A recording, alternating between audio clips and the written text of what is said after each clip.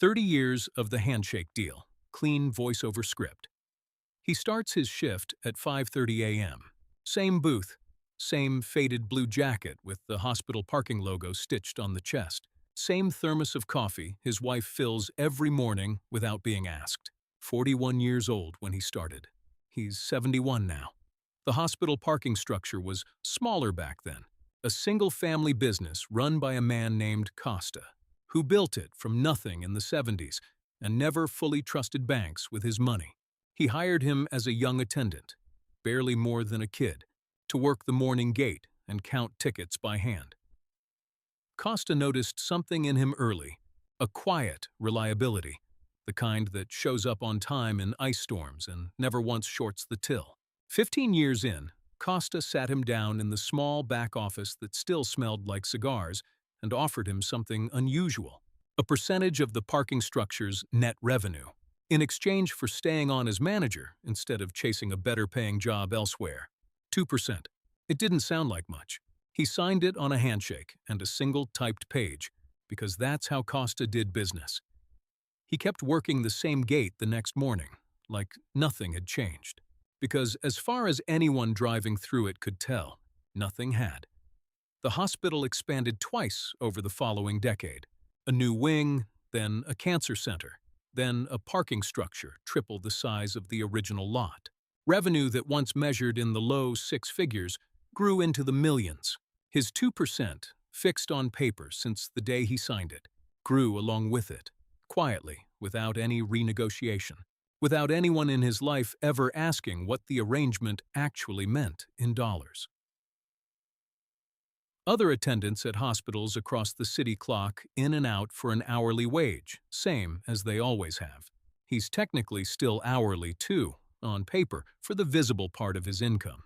Nobody at the structure, not his coworkers, not the hospital administrators who wave at him each morning, knows about the second number that lands in his account every quarter.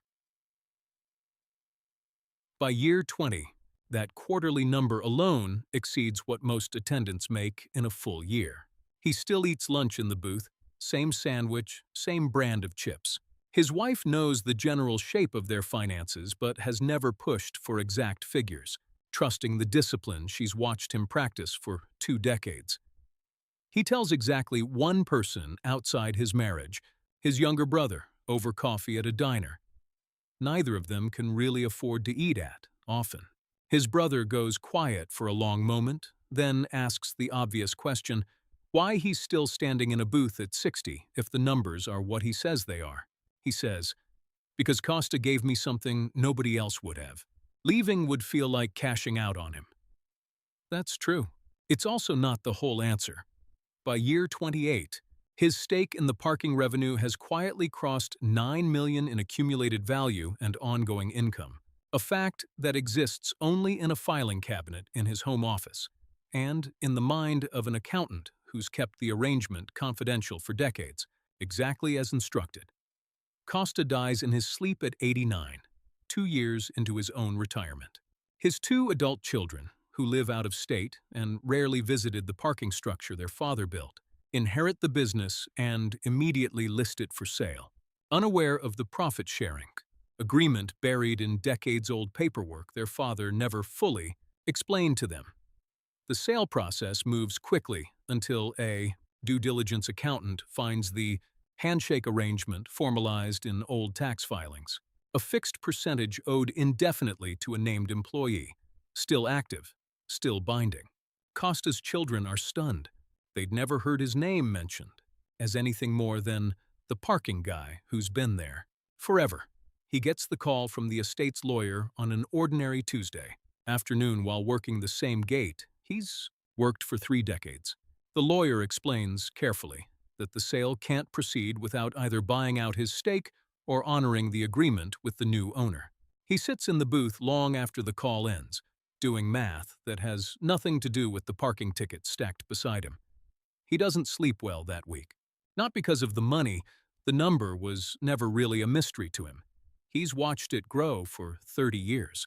The hard part is meeting Costa's children for the first time as something other than the man who worked their father's gate, explaining an arrangement their father apparently never once mentioned to his own family. He meets them at the same diner where he once told his brother the truth, brings the original typed page Costa signed 30 years earlier, still folded the same way it's been folded since. He doesn't ask for anything beyond what the page already says.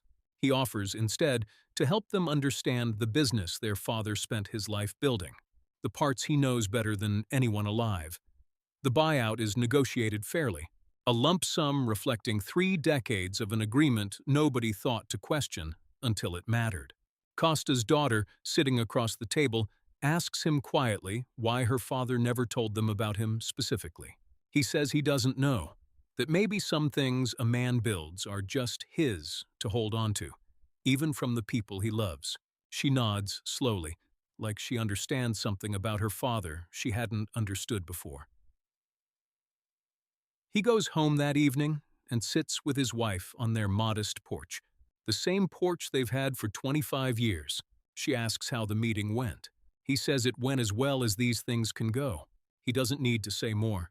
She already knows the number, has known it for years, and has never once asked him to spend it differently than he chooses to.